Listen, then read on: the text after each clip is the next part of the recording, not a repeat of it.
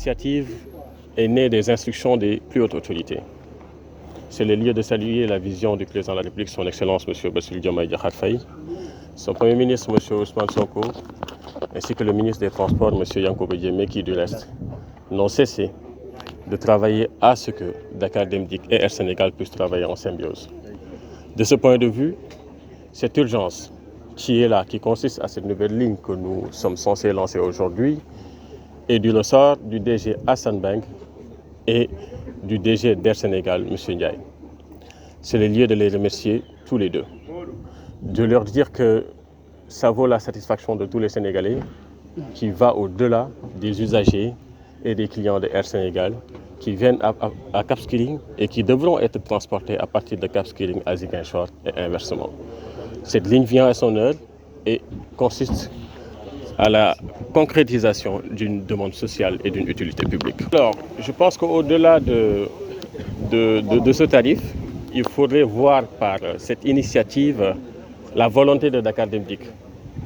Dakar Dem Dikk, au-delà de travailler avec Air Sénégal sur cet aspect, souhaiterait que les populations soient satisfaites. Et pour être satisfaites, il faudrait être transporté.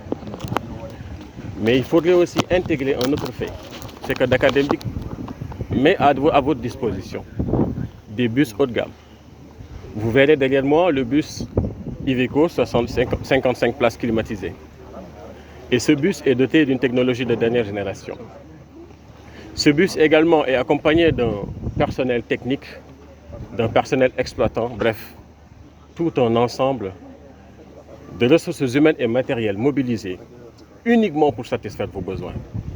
À partir de ce moment-là, il est important pour une société comme Dakar Dem Dikk de proposer des prix, mais aussi des prix qui, au-delà d'être ce qu'ils sont, c'est-à-dire issus de cette navette aéroportuaire, accessible des populations. Et je sais que vous, autres populations, vous comprendrez naturellement que pour fixer des prix, il faudrait procéder à des analyses, à des niveaux d'analyse qui permettront de déterminer la rentabilité d'une telle desserte. Mais l'idée, c'est au fond de voir quelle est la finalité.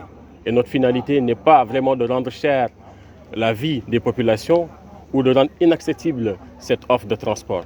Notre finalité consiste à vouloir proposer un service durable. Et je pense que de ce point de vue, le coût qui a été proposé est un coût abordable.